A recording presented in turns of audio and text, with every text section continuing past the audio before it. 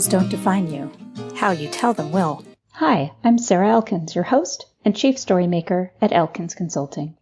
In my work with coaching clients, I guide people to improve their communication using storytelling as the foundation of our work together.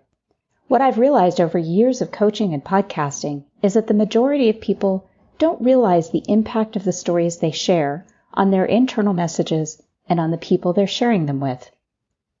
My work with leaders and people who aspire to be leaders follows a similar path to the interviews on my podcast, uncovering pivotal moments in their lives and learning how to share them to connect more authentically with others, to make their presentations and speaking more engaging, to reveal patterns that have kept them stuck or moved them forward, and to improve their relationships at work and at home.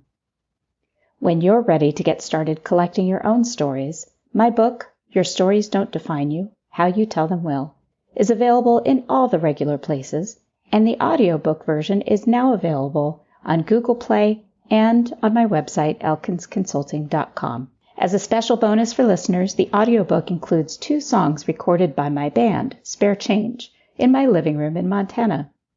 Keep an eye out for announcements through LinkedIn and via my Elkins Consulting Facebook and Instagram pages, or visit my website, elkinsconsulting.com, to learn more.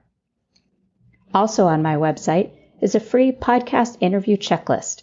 It's available to download to make sure you make the most of your next podcast interview.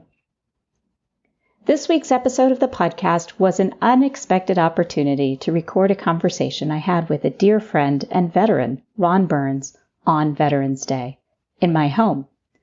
We usually get together for a beer when he visits, and as we started talking, and he started sharing stories and thoughts about current events, I realized this would make a great episode, so I asked if I could hit record on my phone. I often have incredible conversations with people, and it's usually an hour later that I realize I should have been recording. But this time, I was ahead of myself. Thank goodness. We were talking about my week, and on Monday how it started out with a painful self-reflection, that realization that I could have handled something better, and that there was a pattern here that I had uncovered, which I can explain later maybe in a blog post, because it's not something I'm ready to talk about. I'm still processing.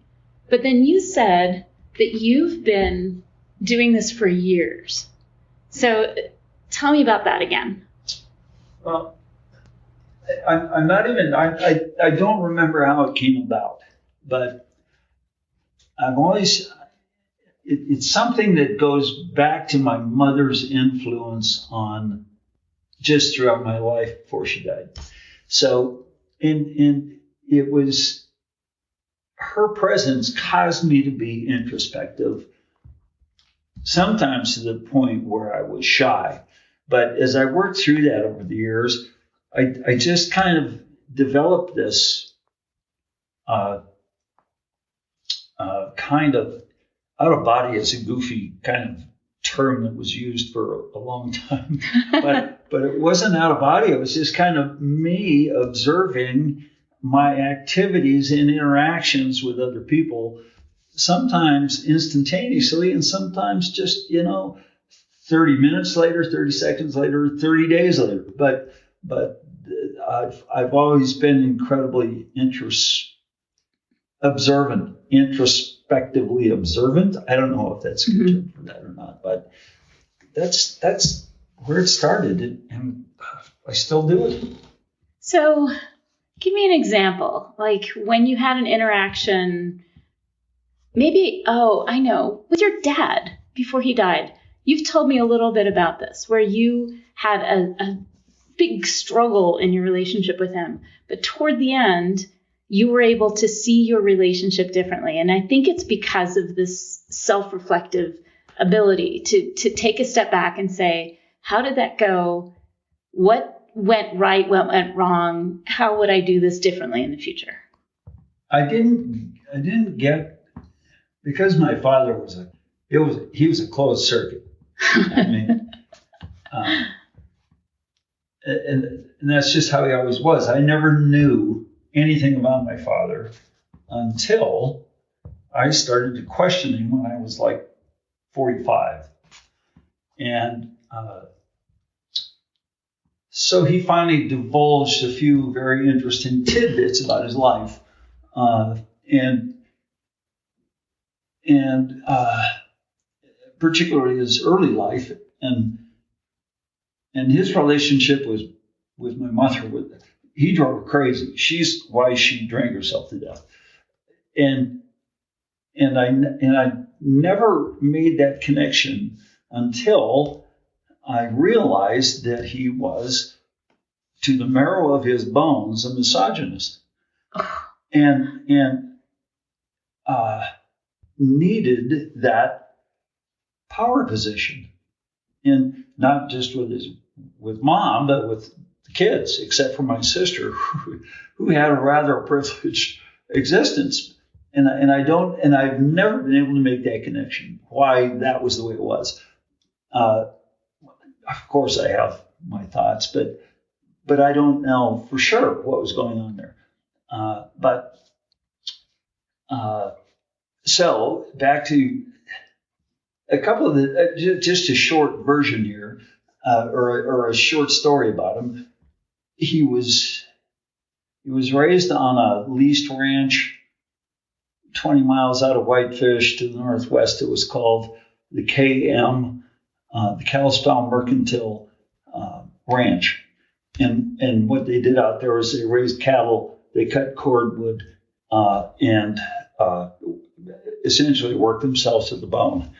The cordwood they would take on sledges with draft horses and take this wood 10 miles to town to sell it. Anyway, so it's not an easy life. No. Especially in northwestern Montana, the cold and the wind. Snow, and yeah. Hardy. So he said, well, in about the 7th or 8th grade, he said, when spring came and school was out, I would leave. He'd go up and catch the railroad out of Whitefish and get on a boxcar and go up and down the main line along the Kootenai River, doing odd jobs, work, go fishing, whatever, just to get away from his family and his life on that ranch. And he was kind of a Huck Finn kind of guy, or a Tom Sawyer, probably more of a Huck Finn.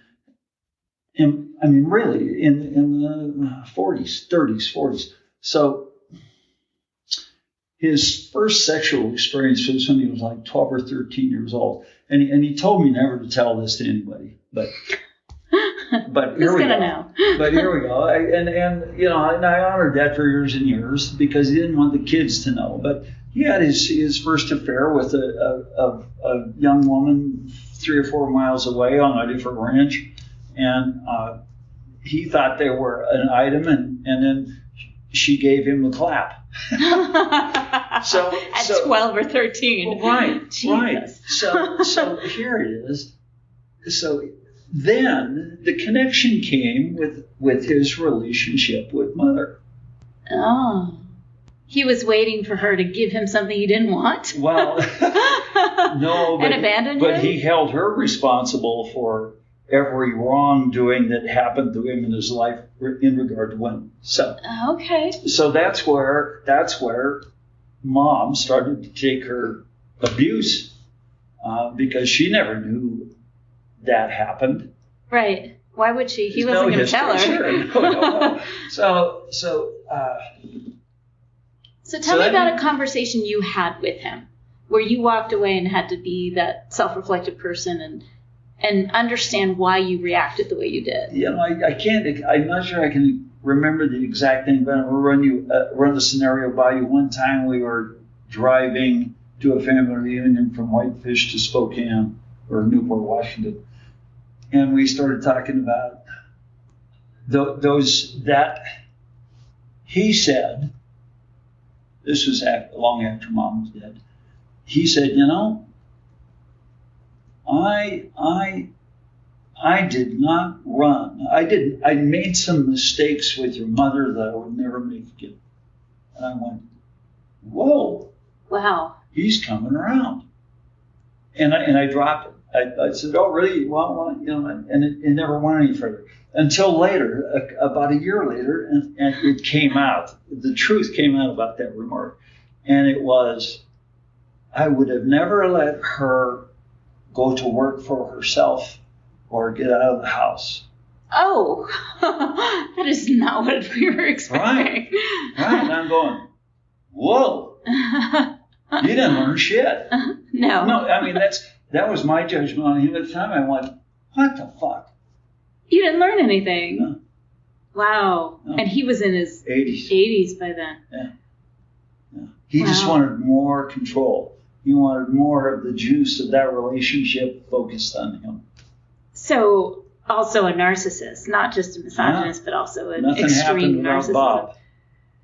You know, what's interesting about that is how you went such an opposite direction, particularly when it comes to women. Mm-hmm. The way that you hold women up in not just in appreciation and value, but also in some expectation of their brilliance. I mean, that's been my experience with you in our circle of friends. Yeah. That's true. It has been. And I think, you know, that was kind of that whole relationship between my mother and my father was weird. I don't think unusual for that time. No. That I think it was especially textbook. in ranches in Montana. Exactly. Yeah. I think it was kind of textbook behavior for patriarchal, overbearing families. Yeah. Societies, I guess. Anyway, so I'm not sure if that's the one you were referring to or not, but that was the one that for me was, boy, did I go around the corner on that one. I thought he had come to an altruistic kind of revelation about, boy, I was an asshole kind of thing. Right. But it was the opposite. No, it was totally the opposite. And it was an eye-opener. You know what's interesting about that, and this doesn't surprise me at all, was that you had this optimistic view of what he was saying. Yeah. You immediately went to this positive, oh my gosh, he's been enlightened. Yes, he's getting there. Did that teach you not to be like that with him or with other people, or do you still No, I'm still a sucker for you know, the positive aspect of things. Yeah. Huh. Yeah. I can have, for example, let's say you and I get in a disagreement, it gets hot, and we both express our opinion on our point, and we're still at odds. In 15 minutes, I don't care about that. Right, you just let it go. I processed it. It's gone. And I've always, no, not always, from about the time, from my mid-20s, after the military and starting to get into college, and that's where that started to come along was, I don't care if I think you're a fuck up, you're okay anyway. But I can't say I've never written anybody off, because I have. But my approach is, why do you have to be a hammer? Why can't you just, put the hammer down and just walk away? Yeah. Right. You don't have to be right. Right. And that, I'm sure, is a lesson from your experiences with your dad, because he always had to be right. Yeah. That's true. So when I think about those painful times of self-reflection, I think about self-reflection in many ways. When I did something well, like having a great conversation with one of my boys when they were teenagers. And I would remember walking away thinking, oh my gosh, what a relief. I could have handled that really badly and I didn't.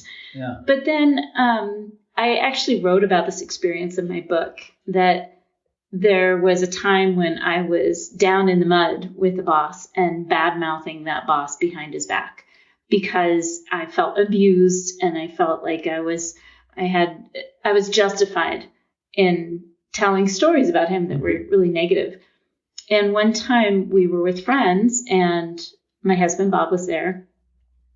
And I told this story about my boss and we all laughed about it. I thought it was really funny. It was insulting, definitely, but it was also fun. It's still, when I think about it, it's still a funny story, but it was insulting. And I remember walking away and Bob saying, you know, Sarah, when you do that, it doesn't make you look good. And it took me a minute, like, of course, at first I'm super defensive. Yeah. Like, wait a minute, you're supposed to have my back, you know. Yeah. Of course, you know, I have this defensive response to it. How could you tell me I did something wrong? But after a little while, I started thinking about it and I thought, oh my gosh, he's right. Talking badly about somebody, no matter what they did to you, doesn't make you look good. Yeah. As a matter of fact, if anything, it puts you in a worse light than the person you're talking about because the other person doesn't necessarily have evidence to support what you're saying about True them. that. Yeah. So it occurred to me that the better way to tell the story is from your own perspective. You know, not necessarily talking about the negative aspects of what a person did to you, but the positive aspects about how you handled it and how you were resilient in the face of it. But that was painful. You know, that realization that was not a good part of myself to have to acknowledge. It was wonderful because I did acknowledge it and made some shifts. Well, and Bob had the balls to say it. Yeah, exactly. You need people like that Sure, in your life you do. if you want to be the best person that you can Right, be, yeah. if that's your goal. If you're trying to be who you want to be in a positive way, then, you know, it's good to get the truth. Would you say that sometimes when you've been self-reflective and you've seen yourself behaving badly, that you justify it? Do you ever notice that? Well, I do. And recently I've justified that by saying, I'm old and I don't give a fuck. Yeah, but I mean, like, I he know what deserved it kind of justified. Well, no. Go And into this it a is little just deeper. who I am. Well, it's one of those things that really bothers me when I'm working with coaching clients and I make the suggestion that they might be contributing to their communication issues. Sure. They might be contributing to the damage in their relationships or the fact that they don't have relationships that they're comfortable and satisfied with. And their answer is, well, that's just who I am, take it or leave it. And part of me wants to say, okay, that's fine, but stop complaining, because if you want relationships, there has to be some give and take. You can't just be you and expect people to bend over and say that's okay if you're an asshole. Yeah. Or if you behave badly regularly, if it's a consistent thing where you're insulting people and you're abrupt. So the question is, have you noticed that? Like, do you decide, well, that's just who I am after the introspection, after self-reflecting on an interaction? well, you know, you know, while I think it's particularly for me, and I'm not sure, and I don't think I'm that much different than anybody else, but when I go through a situation like you just described, and I know it's like my neighbor the other day, a guy I've known for 30 years. He's about 3 years older than I am. He's an ex-biology teacher from Helena High School, and he's a I've known this forever. He's a conservative Christian guy. I'm an atheist, and none of that makes any difference to me. It's just, you know, kind of a couple of It helps inform. right. It's a couple of pieces to the puzzle, right? Mm-hmm, right. So before the election, about a month before the election, I was bumped into him out in the street out in front of the house, and he was like he'd always been, you know, upbeat, and then somehow he brought up something about politics and how he was going to vote a straight ticket, Republican ticket, because all of those people were in favor of abortion. Oh. And I thought, Harlan, first of all, it's not about abortion, it's about women's rights. And boy, he went off the cliff.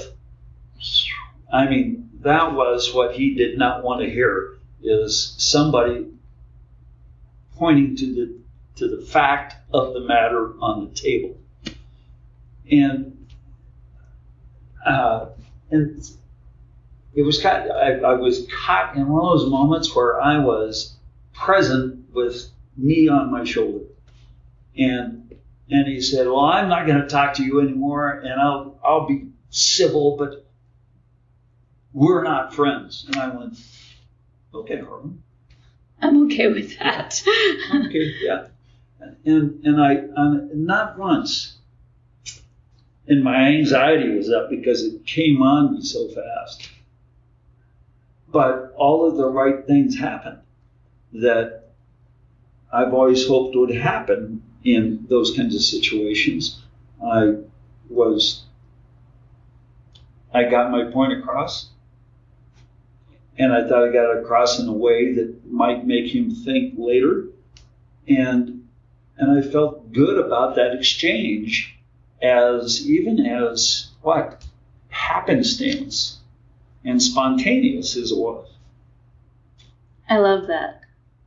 Yeah, I totally get that. There are those moments where you actually realize that you handled something well, even if it didn't turn out well in the end. Exactly. It wasn't as you had hoped, right? But you were satisfied with your part in that. Yeah. I think we all have to get comfortable with that. Yeah. So I'm not sure I answered your question, but yeah.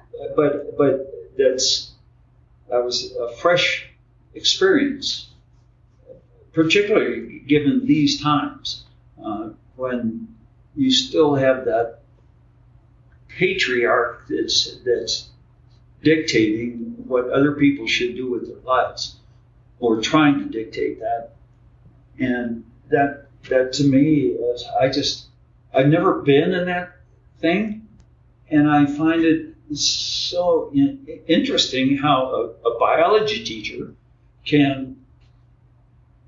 cannot differentiate between a fetus and a child, and decide that, and even though as a very religious man he was not willing to recognize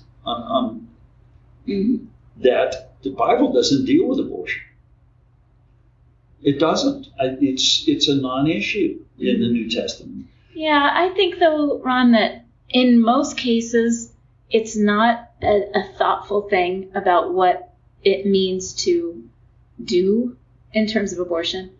It seems to me that some people are so one issue oriented. That's true. Yeah. That's just the way that they vote because they're one issue oriented. Yeah. I was kind of hoping that people would vote with their conscience because the Supreme Court nomination went through and they got what they wanted. Then they could vote with their conscience for somebody who actually was truthful, at least to an extent extraordinary compared to his competitor.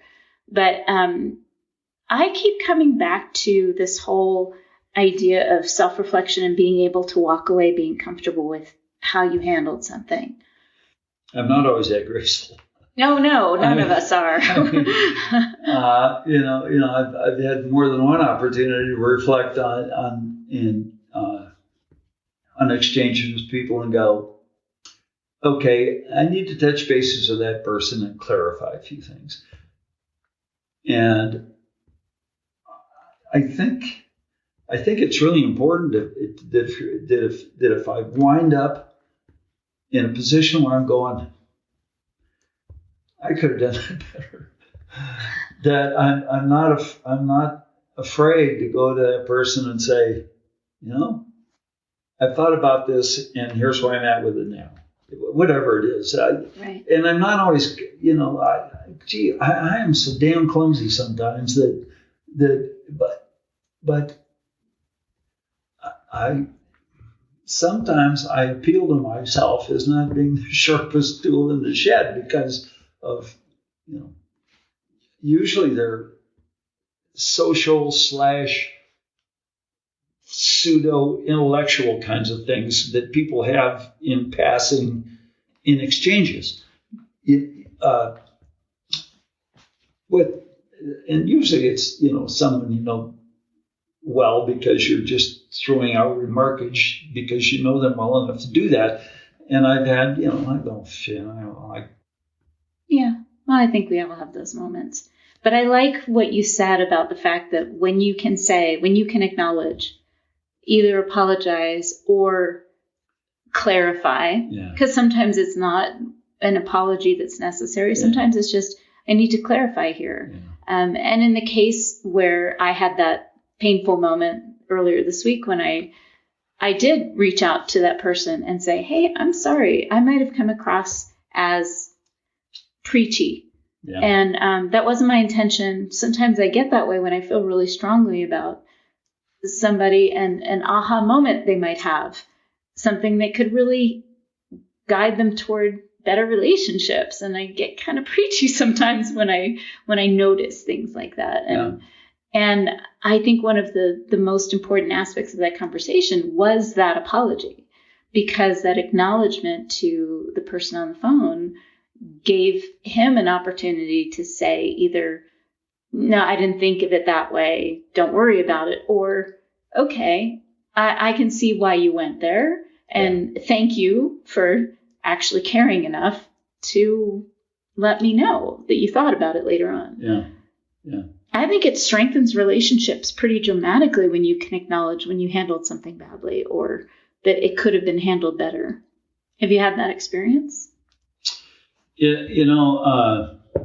have, and I think while I can't necessarily put my finger on something right now, I think over the years though, because I have had those experiences and I've had to hit my humble button, I think it's why I'm pretty reasonably comfortable with where I'm at now. Mm-hmm. And it's a compilation of that stuff. It's not necessarily I remember this or I remember that. It's kind of a cumulative thing of at some point there were big issues and you're going, oh God, I got to deal with that. Oh God, I got to. But the more of them you deal with, they become smaller issues, but you handle them better, and at least I assimilate them better, and I go, okay. I can tinker with that. I think they become smaller issues because we handle them better. Yeah, and exactly right. I hadn't thought about it that way, but you're so right that early on, I think, especially in my 20s and 30s, that self-reflection was really, I did it to an extreme. There was this whole internal dialogue about what I did wrong and rarely what I did right. Yeah. And it wasn't until I was in my 40s that I started getting really comfortable in my skin and acknowledging those issues that I blew up in my head in my 20s and 30s that I was able to make them smaller as I went into my 40s by acknowledging it, by being direct when I handled something badly or when I thought somebody else handled something badly. Right. Because I didn't give it time to get big. For our listeners, this podcast is being recorded in a conversation between Ron Burns, who happens to be one of my favorite veterans, on Veterans Day, and me in an empty house when we're doing all kinds of remodel stuff. He brought over some beers. We were having a conversation, and I just knew it would be fun to record this conversation. So, Ron, one last story. Tell me something. Tell me a story.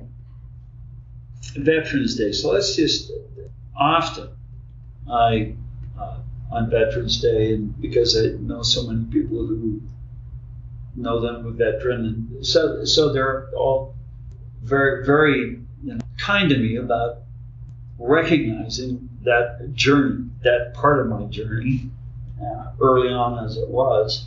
But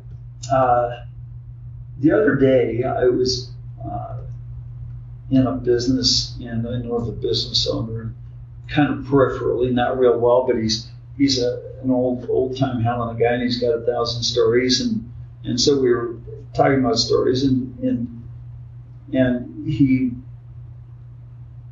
at some point, I told him I was a veteran, and so he said something, and I said, yeah, I spent a lot of 16 months in Southeast Asia in combat on a helicopter gunship, and I says, sometimes veterans do a lot of things they're not proud of. And he went to my defense. I mean, he was never in the military, but he tried to go to my defense about my remark. And it is a rich remark in that I don't think a lot of veterans recognize that in a way that when it's so real to me that I don't hear more about it from other veterans. What did he say? What was the remark? Oh, well, the remark, you mean the remark about what I said to him or what he said back? No, what he said back. He said, you were following orders. You served, you guys are on the highest pedestal. It's war, it's circumstances you don't have a lot of control over, and that kind of right off the bookshelf kind of defense for someone. Right. You were following orders. Yeah, it was strange circumstances. Exactly. Nothing predictable about it. Right, and no time to make a moral or ethical decision. Right, but that doesn't mean you didn't do things that were wrong. Right, but you're suggesting that maybe if more veterans absorbed that comment, understood the context better, or not understood, heard the context, appreciated and really truly absorbed the context of their service and what they aren't so proud of. Right. That maybe there would be less shame and more comfort in their skin. Right, and I think they would be able to be more revealing about it if they really recognized their role in whatever happened and tried to mold that into something more useful. Personal narrative. Yeah. Huh, you're speaking my language now. Yeah. So there's a it wasn't really a story, it was kind of a. It is a story about walking into this business and having that conversation with a person and having that man. The word justify doesn't give it the value that it should have, because justify sounds like you're making excuses. But what he was suggesting was that there are reasons you did what you did. Sure. And that though unacceptable in your mind now, in your moral and ethical mind now, at the time, that's where you were. Well, we knew we were doing wrong. Yeah. And the circumstances kind of made it so that you couldn't make better decisions at the time. And, exactly. That's true. And that's what he was acknowledging. And he was saying, I get it. I still love you. Kind of like your conversations with people that end with a heated finish, and then 15 minutes later you're over it. Yeah. He's saying it's been how many years, and I still care about you, and I still value your service, even though, or despite, or because of your actions at that time. I'm always when I get that kind of input, and always is a strong word, and it's probably not always, but the overburden of my experience then is this: what a veil of things you don't want to let out. Right, of course. Yeah. You don't want to talk about it. Yeah. But in a situation like this, between you and I could with you, because I trust you and I've known you so long, I would have no problem talking about any aspect of that experience. And if I am in a conversation with a situation where where I know that the person is truly interested and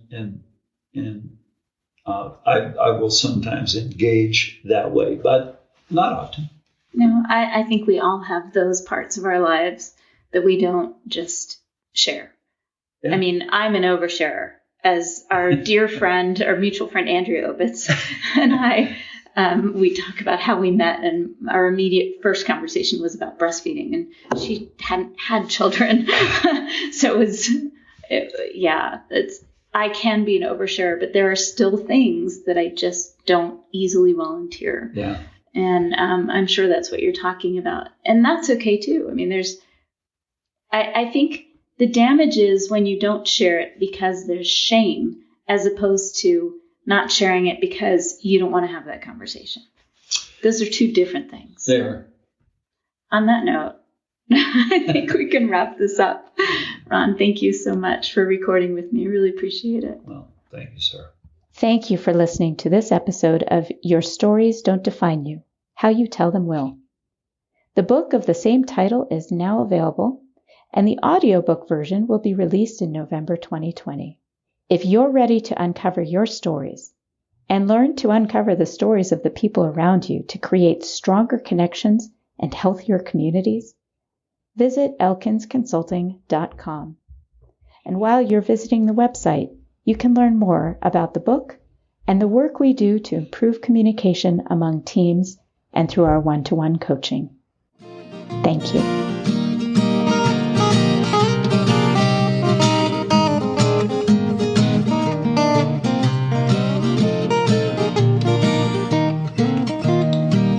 Now listen to me, honey, while I say, how could you tell me that you're going away?